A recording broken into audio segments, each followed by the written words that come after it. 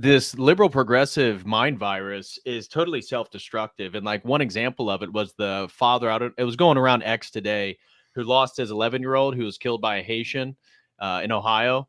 And in his speech, addressing and mourning of his dead 11-year-old son, he said he wishes that a 60-year-old white man killed him because the death of his son is being used as a catalyst for racial hatred in the United States. And for somebody to wish somebody else killed his son instead of addressing, like, there are major cultural differences here and the inability to integrate into, I mean, again, we've talked before, what exactly is Americanism at this point, but at least the remnants of American society is just indicative of like the self-destructive spirit.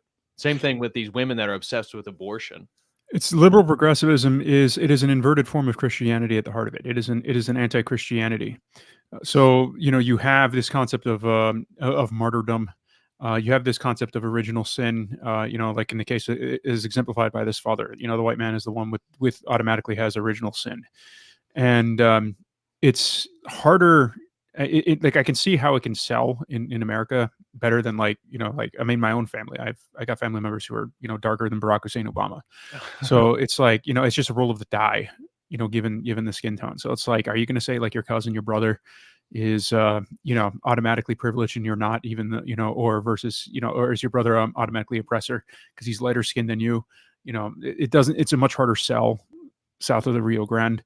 But you go back even to the 19th century. You look at the abolitionist movement, you look at the temperance movement of the late 19th, early 20th century. You see the same pattern of like, there's this evil, we have to remove it and destroy it. So first, it does start. The demons always start with something that was a real evil, like the chattel slavery in the South. Wasn't just slavery; it was usury slavery because one was born a slave. Right. Which was significantly different. In Colombia, like what do you call it? Children of a slave when they were born, they were born free. You didn't, it was that's why like when people say like, slavery is not the same everywhere, and what existed in America was quite usurious in that sense. It was a debt that could never be unpaid, and it carried down generation to generation. So it starts with demons always start with something real, and once they get their foothold in, then they start redirecting it. So you get the temperance movement, which had a lot of ties to the feminist movement, and out of the temperance movement, you get the British Crown that with the Bronfmans starts up the illegal alcohol trade, which made the British Crown tons and tons of money. So the point is like that's what liberalism is. And so like this man, like, he's literally sacrificed his son, and he's glad to have sacrificed his son. He just wished it was done in a manner where the one with original sin did it, and not the poor innocent individual who has done nothing wrong. Right. And that's what you can expect from liberals in general. They are absolutely suicidal. They don't just like there's this one meme I've seen passed around in more right-wing, like right-wing alt-right type stuff circles, where they'll say like, they hate you, they hate your children, they hate your wife, they hate your culture, they hate your language, and they think it's funny. More accurate to say, anything that's good, anything that's beautiful, anything that's true, they hate, and They even hate themselves. Liberalism itself is a death cult. There's no difference between it and Jim Jones. It's just Jim Jones at scale. No, I totally agree with that. In regard to best interest to be here after recent comments. I wish that my son, Aiden Clark, was killed by a 60-year-old white man. And I bet you never thought anyone would ever say something so blunt. But if that guy killed my 11-year-old son, the incessant group of hate-spewing people would leave us alone. The last thing that we need is to have the worst day of our lives violently and constantly shoved in our faces. But even that's not good enough for them. They take it one step further. They make it seem as though our wonderful Aiden appreciates your hate, that we should follow their hate. And look what you've done to us. We have to get up here and beg them to stop. Using Aiden as a political tool is, to say the least, reprehensible for any political purpose. And speaking of morally bankrupt, politicians Bernie Moreno, Chip Roy, J.D. Vance, and Donald Trump, they have spoken my son's name and used his death for political gain. This needs to stop now. They can vomit all the hate they want about illegal immigrants, the border crisis, and even untrue claims about fluffy pets being ravaged and eaten by community members. However, they are not allowed, nor have they ever been allowed to mention Aiden Clark from Springfield, Ohio. I will listen to them one more time to hear their apologies. To clear the air, my son, Aiden Clark, was not murdered. He was accidentally killed by an immigrant from Haiti. This tragedy is felt all over this community, the state, and even the nation. But don't spin this towards hate. In order to live like Aiden, you need to accept everyone.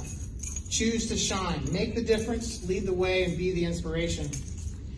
What many people in this community and state and nation are doing is the opposite of what you should be doing. Sure, we have our problems here in Springfield and in the U.S., but does Aiden Clark have anything to do with that? Did you know that an 11-year-old boy could be passionate about gardening, that he could haggle for a better price at a yard sale? But these black people, the ones you know, these African Americans, their average IQ is about 85. It's about 85. And so they'll shoot you for no reason. They'll mug you. They'll take your phone. They'll destroy thousands of dollars worth of property to steal $20 from a cash register. They're total sociopaths, some of them. There's these super predators. They're total sociopaths.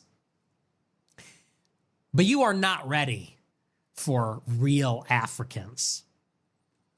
Because real Africans, on average, have an IQ of 65. Full standard deviation lower. Different animal altogether. No pun intended. Totally. This is a different kind of person we're talking about. You think it's bad when they're running after you, they're going to kick the shit out of you, steal your iPhone, your AirPods. These people are going to chase you down because they think you have gold nuggets inside your head, and they're going to crack your skull open with crude stone tools to get it. That's a different ball game. They're going to be chasing you like in the African savannah. They're going to be throwing spears at your neck, at your throat, bow and arrow.